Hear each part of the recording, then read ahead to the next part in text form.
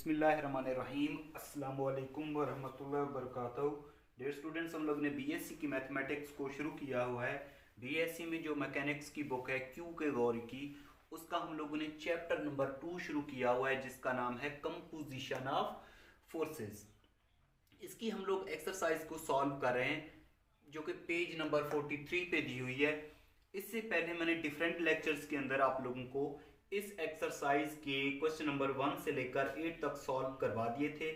आज के इस लेक्चर में हम लोगों ने इस एक्सरसाइज का क्वेश्चन नंबर 9 को सॉल्व करना है, ठीक है।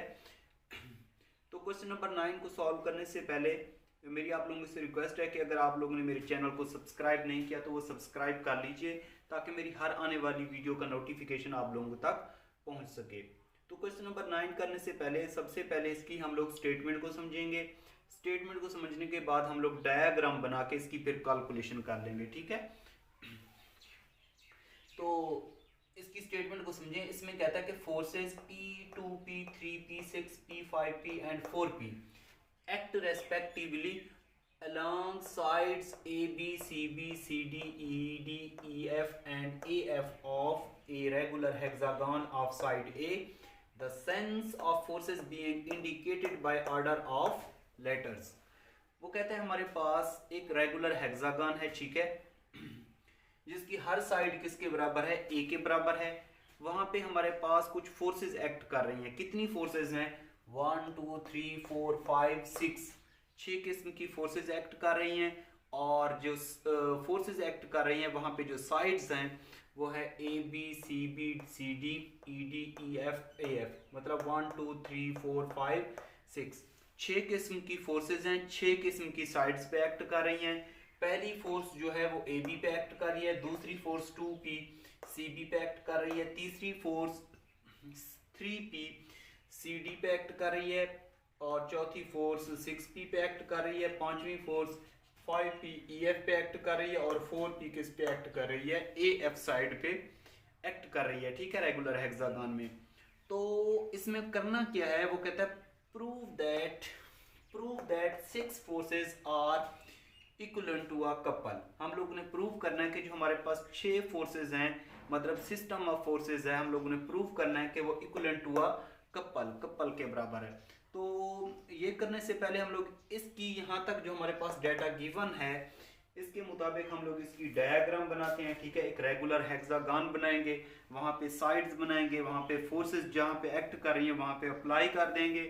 और आप लोगों को पता है कि जो रेगुलर हेक्सागन होता है उसमें 6 किस्म के वर्टिसेस होती हैं और 6 किस्म की उसकी साइड्स होती हैं, ठीक है।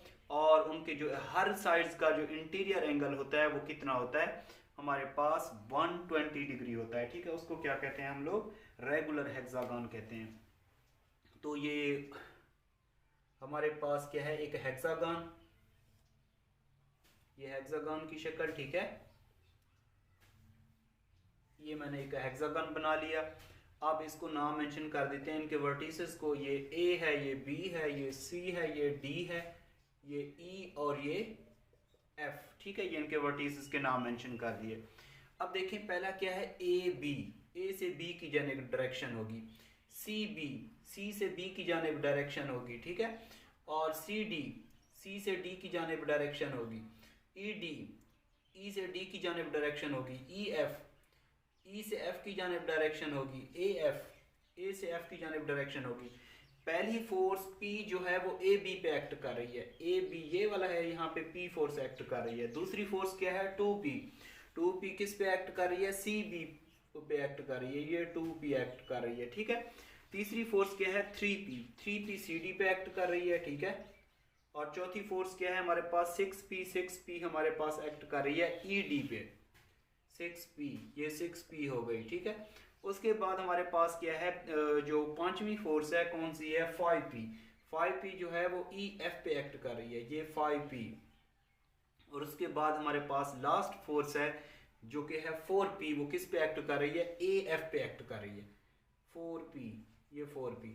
और ये हमारे पास एक रेगुलर हेक्सागन है और हर इंटीरियर एंगल कितना होता है, 120 डिग्री पे का होता है, ठीक है। ये भी 120 डिग्री का होगा, ये भी कितना होगा, 120 डिग्री का होगा, ये भी कितना होगा, 20 डिग्री होगा। ये जो रेगुलर हेक्सागन है इसका जो सेंटर पॉइंट होगा यहाँ पे वो क्या होगा, 0 होगा, ठीक है। हर साइड का जो परपेंडिकुलर डिस्टेंस होगा वो हम लोग d लेंगे, ठीक है, वो हम लोग फिर आगे देखेंगे इसको। तो इसको हम लोग चाहे यहाँ पे एक्स एक्सिस लाइन होगी, ठीक है, ये क्या है एक्स एक्सिस लाइन, और यहाँ पे क्या होगी, ये कोई वाई एक्सिस लाइन होगी, ठीक है।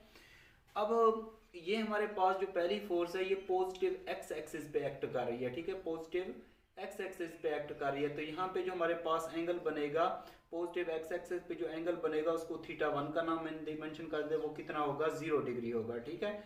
दूसरी फोर्स है 2p, इसका हमें एंगल चाहिए, तो एंगल कैसे निकालेंगे, ये देखें, ये टोटल हमारे पास 180 होता है, टोटल कितना होता है, 180 होता है, ठीक है। ये 180 में से 120 निकालें, 180 में से 120 निकालें तो हमारे पास कितना बनेगा, 60 डिग्री बनेगा, ठीक है। तो इसका मतलब ये हुआ कि 2p फोर्स पे जो एंगल एक्ट कर रहा है θ2, वो कितना लेंगे हम लोग, 60 डिग्री लेंगे, ठीक है। तीसरी फोर्स हमारे पास क्या है, 3p पे जो हमारे पास एंगल एक्ट कर रहा है यहाँ पे 120 डिग्री एक्ट कर रहा है, ठीक है। इसको हम लोग θ3 पे जो हमारे पास यहाँ पे जो एंगल बनेगा वो कितना बनेगा, 120 डिग्री बनेगा, ठीक है। 6p, ये क्या है हमारे पास, 6p, ये हमारे पास एक एक्स एक्सिस पे है, ठीक है। एक्स एक्सिस पे हमारे पास जो एंगल होता है पॉजिटिव एक्स एक्सिस पे, जिस तरह ये हमारे पास ए बी साइड थी, इसी तरह हमारे पास ई डी साइड है, ठीक है। यहाँ पे जो हमारे पास एंगल बनेगा θ4, वो कितना बनेगा, 0 डिग्री बनेगा, कितना बनेगा, 0 डिग्री बनेगा, ठीक है। उसके बाद हमारे पास जो 5p फोर्स है, ये वाली 5p फोर्स, यहाँ पे हम लोगों ने एंगल बनाना, ये देखें, इसका एंगल यहाँ पे हमारे पास हाफ एंगल कितना होगा, टोटल तो 120 होगा, लेकिन हाफ कितना होगा, यहाँ पे 60 डिग्री होगा, ठीक है। तो यहाँ पे हमारे पास जो θ5 5p फोर्स पे एक्ट करेगा, θ5 वो कितना बनेगा, 60 डिग्री बनेगा, ठीक है। उसके बाद हमारे पास AF साइड है और फोर्स कौन सी है, 4p। यहाँ पे जो हमारे पास एंगल बनेगा वो 4p पे जो हमारे पास एंगल बनेगा वो कितना बनेगा, यहाँ पे जो बन रहा है वो कितना बन रहा है, 120 डिग्री बन रहा है, 120 डिग्री। तो थीटा हम ले लेंगे यहाँ पे 6, हमारे पास जो एंगल बनेगा कितना, 120 डिग्री बनेगा, ठीक है। तो हम लोगों ने प्रूव क्या करना है, वो कहता है प्रूव करें जो 6 फोर्सेस मतलब सिस्टम ऑफ फोर्सेस है इक्विवेलेंट टू अ कपल के बराबर हम लोगों ने क्या करना है, इसको प्रूव करना है। कपल क्या होता है, जिनकी मैग्नीट्यूड सेम होती है बट डायरेक्शन जो होती है उसको ऑपोजिट होती है, उसको क्या कहते हैं हम लोग, कपल कहते हैं। ये मैंने पिछले लेक्चर में भी आप लोगों को पहले वाले लेक्चर में कपल के बारे में डिटेल से बताया था। तो इसका यहाँ पे प्रूफ करते हैं। हम लोगों ने प्रूफ क्या करना है, वो कहता है prove that system 6 forces are equivalent to a couple, 6 forces are equivalent to a couple. Since आप लोग लिख रहे हैं, since system will be equivalent to a couple if resultant किसके बराबर हो, 0 के, यानी कि रिजल्टेंट के जो कंपोनेंट्स हैं x भी 0 के बराबर होना चाहिए, y भी 0 के बराबर होना चाहिए, बट जो मोमेंट है, मतलब मोमेंट क्या होता है g, वो किसके बराबर होना चाहिए, नॉट इक्वल टू 0 के बराबर होना चाहिए।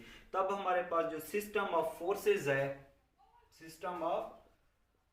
है वो क्या होगा, इक्विवेलेंट टू होगा कपल के, ठीक है। तो इक्विवेलेंट टू जो सिस्टम ऑफ फोर्सेस है कपल के इक्विवेलेंट होगा जब हमारे पास रिजल्ट इस तरह के आने चाहिए, मतलब रिजल्टेंट भी 0 के बराबर होना चाहिए, रिजल्टेंट के जो कंपोनेंट्स हैं x भी 0 के बराबर होना चाहिए, y भी 0 के बराबर होना चाहिए, बट जो हमारे पास मोमेंट है वो नॉट इक्वल टू 0 होना चाहिए, मतलब 0 के बराबर इसका जवाब नहीं होना चाहिए, ठीक है। तो ये हमारे पास सेंटर पॉइंट क्या था, यहाँ पे 0 था। तो हम लोग क्या लेते हैं, लेट कर लेते हैं कि हमारे पास लेट क्या है, x and y be components of R, x और y क्या हैं, कंपोनेंट्स हैं R के। तो रिजल्टेंट के लिए, क्योंकि रिजल्टेंट का जो हमारे पास फार्मूला होता है, वी नो दैट रिजल्टेंट का जो हमारे पास फार्मूला होता है R square is equal to होता है X square plus Y square. तो इसके लिए हमें x की वैल्यू भी चाहिए और y की भी वैल्यू चाहिए। x क्या है यहाँ पे, x है sum of resolve part along x axis. x क्या है यहाँ पे, sum of resolved part along x axis, ठीक है। x क्या है, sum of resolve part along x axis. अब देखें पहली फोर्स क्या है हमारे पास, तो P, और यहाँ पे जो एंगल लेंगे cos थीटा 1 प्लस दूसरी फोर्स की जो हमारे पास डायरेक्शन है, इसकी डायरेक्शन फॉरवर्ड जा रही है, इसकी बैकवर्ड आ रही है, तो यहाँ पे हम लोग इस वजह से क्या लेंगे, नेगेटिव साइन लेंगे, -2p, और cos यहाँ पे लिखेंगे थीटा 2। तीसरी फोर्स क्या है यहाँ पे 3p, तीसरी फोर्स क्या है यहाँ पे 3p, इसकी डायरेक्शन क्या है, अपवर्ड जा रही है, तो यहाँ पे लिखेंगे 3p, और cos यहाँ पे जो एंगल बन रहा है उसको थीटा 3 का नाम देंगे, यहाँ पे थीटा 3 था, ठीक है।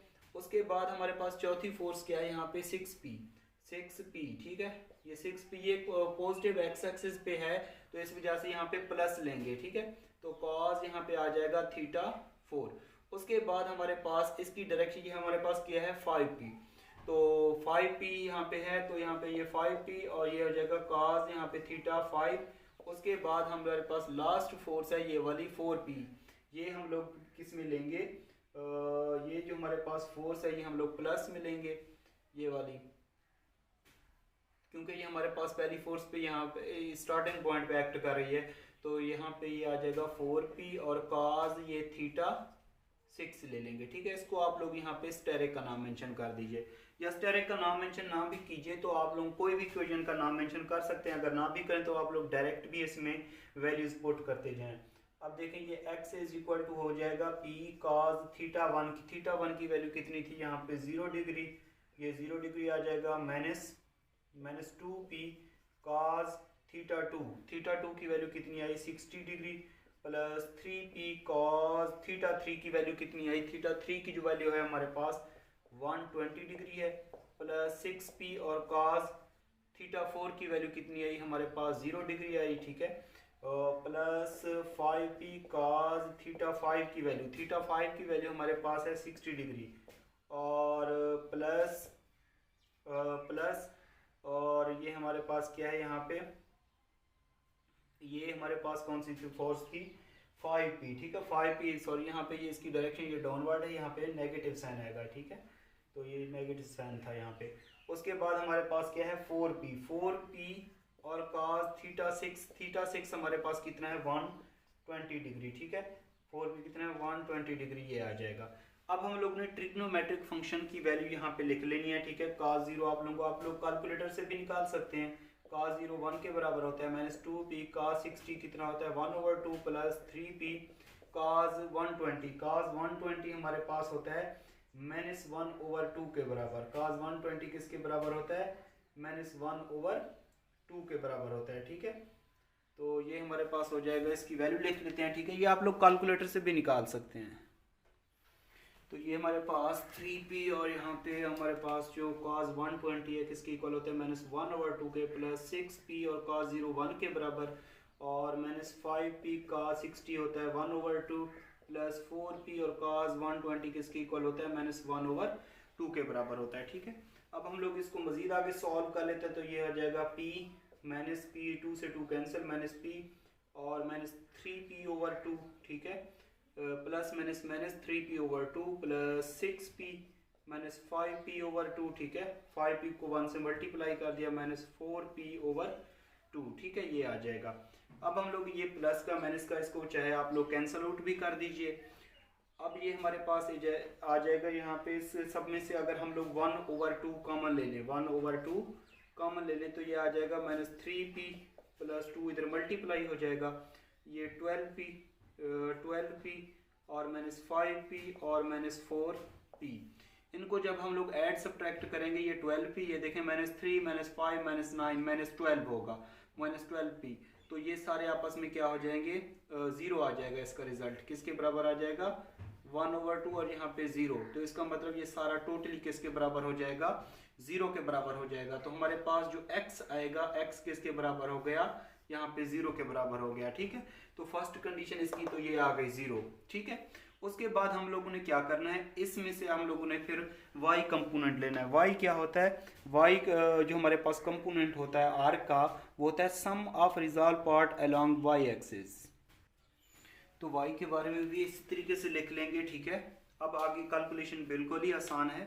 y क्या होता है हमारे पास, y होता है सम ऑफ रिजॉल्व्ड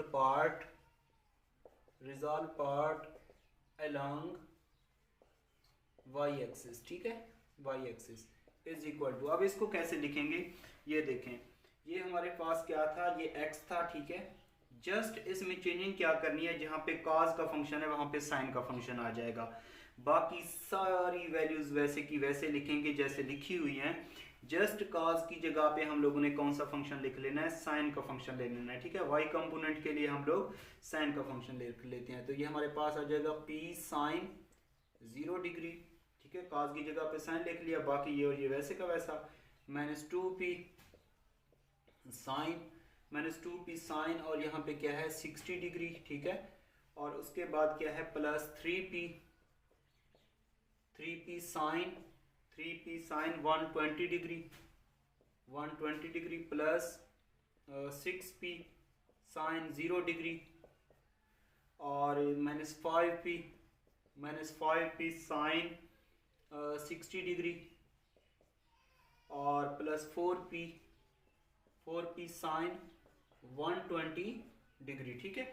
अब इनकी ट्रिग्नोमेट्रिक फंक्शंस की हम लोग वैल्यूज लिख लेते हैं, ये y हमारे पास हो जाएगा p sin 0 minus 2p sin 60 कितना होता है, sin 60 की जो वैल्यू हमारे पास होती है वो स्क्वायर रूट 3/2 होती है प्लस 3p, ठीक है, sin 120 कितना होता है, sin 120 की जो वैल्यू हमारे पास होती है वो भी हमारे पास बराबर होती है 3√2 के बराबर होती है, ठीक है, प्लस 6p और ये sin 0 होता है, -5p sin 60 कितना होता है, वो भी होता है 3√2 प्लस 4p sin 120 भी कितना होता है 3√2 के बराबर होता है, ठीक है।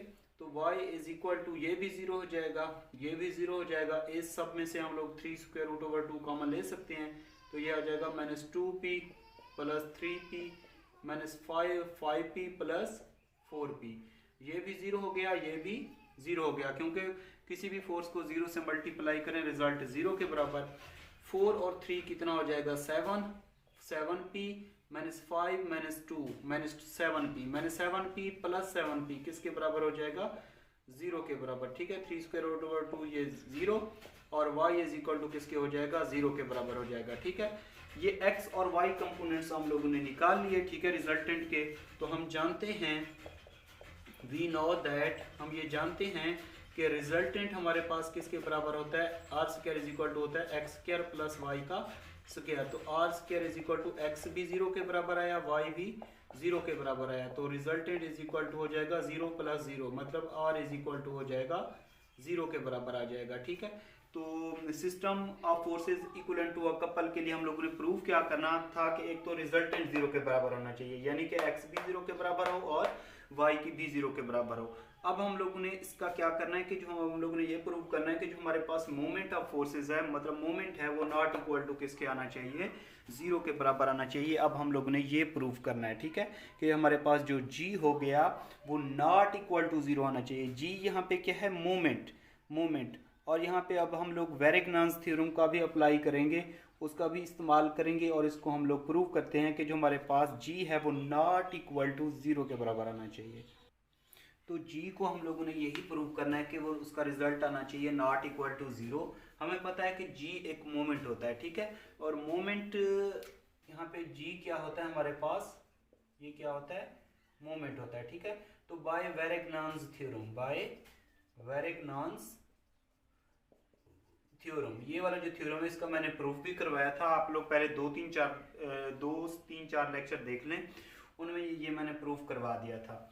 तो मोमेंट का फार्मूला क्या होता है वेरेगनांस थ्योरम के मुताबिक, मोमेंट इज इक्वल टू होता है sum of moments of various forces, sum of moments of various forces, ठीक है। मोमेंट क्या है हमारे पास, वो g है, ठीक है, sum of moments of various forces. अब देखें हमारे पास कितनी फोर्सेस थी, टोटल 6 किस्म की फोर्सेस थी, ठीक है, टोटल कितनी फोर्सेस थी 6 फोर्सेस थी। तो मोमेंट क्या होता है, फोर्स और उसका डिस्टेंस, परपेंडिकुलर डिस्टेंस। आप लोग परपेंडिकुलर डिस्टेंस हर साइड का मैंने क्या कहा था स्टार्ट में कि d ले लीजिए। तो पहली फोर्स उसका परपेंडिकुलर डिस्टेंस क्या होगा, d ले लें। दूसरी आप लोग एक स्टार्टिंग वाली पॉजिटिव लें, दूसरी क्या लें आप लोग, नेगेटिव में लें, ठीक है। तो दूसरी फोर्स क्या थी हमारे पास, ये 2p थी, ठीक है, इसका परपेंडिकुलर डिस्टेंस का आप लोग d ले लें। तीसरी फोर्स क्या थी हमारे पास, 3p थी, और उसका डिस्टेंस क्या ले लें, d ले लें। चौथी फोर्स क्या थी हमारे पास, 6p थी, ठीक है, 6p थी, और उसका परपेंडिकुलर डिस्टेंस d ले लें। चौथी फोर्स क्या थी हमारे पास, ये पहली, दूसरी, तीसरी, चौथी, और पांचवी फोर्स क्या थी, 5p, और इसका परपेंडिकुलर डिस्टेंस क्या ले लें, d ले लें। और लास्ट वाली फोर्स क्या थी हमारे पास, 4p थी, और इसका डिस्टेंस क्या ले लिया हम लोगों ने, d ले लिया, ठीक है। मतलब पहली पॉजिटिव, दूसरी नेगेटिव, पहली third positive, fourth negative, fifth positive, sixth क्या होगी, नेगेटिव। और इन सब का जो हमारे पास मोमेंट क्या होता है, फोर्स और perpendicular distance, force multiplied by perpendicular distance, ठीक है। अब इसमें से सब प्लस वाली कौन कौन सी है, एक तो PD प्लस वाली है, एक हमारे पास 3PD प्लस वाली है, और इसके बाद हमारे पास 5PD प्लस वाली है। नेगेटिव वाली कौन सी है हमारे पास, -2PD, -6PD और -4PD, ये नेगेटिव में है, ठीक है। इनको ऐड करेंगे तो PD plus 3PD plus 5PD, ये 8 और ये कितना हो जाएगा, 9PD आ जाएगा, ठीक है। 6 और -2 -6 -8 और -4, माइनस का 12PD, -12PD है, ये आ जाएगा। अब इन दोनों में से PD कॉमन ले लें तो ये हमारे पास हो जाएगा 9 - 12, तो ये हमारे पास हो जाएगा -3PD आ जाएगा, जो कि है नॉट इक्वल टू 0, ठीक है। अब देखें G is not equal to क्या आया हमारे पास, 0 आया, G is not equal to 0 आया, मतलब -3PD को जिसका रिजल्ट आ गया, ठीक है। तो हम लोगों ने ये साबित कर दिया, हेंस प्रूव्ड, साबित हो गया कि जो हम लोगों ने प्रूव करना था, मतलब रिजल्टेंट भी 0 के बराबर आया, यानी कि हमारे पास x भी 0 के बराबर आया, y भी 0 के बराबर आया, जो हमारे पास g आया वो नॉट इक्वल टू क्या आया, 0 आया, ठीक है। सो हम कह सकते हैं कि जो हमारे पास सिस्टम ऑफ फोर्सेज है, system of forces are equivalent to a couple, ठीक है, ये इक्विवेलेंट टू अ कपल होगा, ठीक है। तो कोई भी ऐसा स्टेप है, अगर आप लोगों को समझ ना आया तो आप लोगों ने मुझे कमेंट्स करके बताना है, ठीक है। ये वेरी वेरी इंपॉर्टेंट क्वेश्चन था, काफ़ी सारे स्टूडेंट्स मुझे मैसेज किए जा रहे थे कि इस एक्सरसाइज का सर क्वेश्चन नंबर 9 भी करवा दीजिए, तो मैंने इस वजह से करवा दिया। अगर कोई भी ऐसा स्टेप है या कोई भी ऐसा पार्ट है, अगर आप लोगों को समझ ना आया तो आप लोगों ने यूट्यूब चैनल पर मुझे कमेंट्स करके बताना है, ठीक है। इसके अलावा भी आप लोगों से गुजारिश है कि मेरे चैनल का लिंक अपने तमाम students, teachers, best friends, class fellows, WhatsApp group, Facebook group, उस पर लाजमी शेयर कीजिए ताकि मैक्सिमम स्टूडेंट्स इससे फ़ायदा उठा सकें। अगर आप लोगों को क्लास 9th से लेकर MSc तक कोई भी ऐसा मैथ का चैप्टर है, अगर आप लोगों को समझ नहीं आ रहा तो आप लोगों ने यूट्यूब चैनल पे मुझे कमेंट्स करके बताना है, मतलब जो आप लोगों को कोई भी ऐसी बुक है, किसी भी आथर की है, उस आथर का नाम, ठीक है, बुक का नाम, कंप्लीट डिटेल देनी है, मैं इंशाल्लाह ताला उसकी वीडियो बना के अपलोड कर दूंगा ताकि आप लोगों को उससे फ़ायदा पहुंच सके। अपना ख्याल रखिएगा, दुआओं में याद रखिएगा। अल्लाह हाफिज़।